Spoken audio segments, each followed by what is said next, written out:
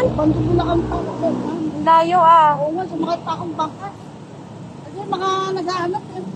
Yung ano kulang ang deliver ko, naubos lang. Kinuha. May limang Native tray. po, native po siya. Native po. May 5 tray, may 3 tray.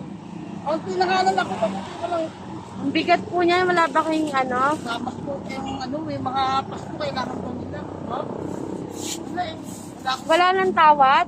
Eh, ang bigay ko 320, 300 na lang.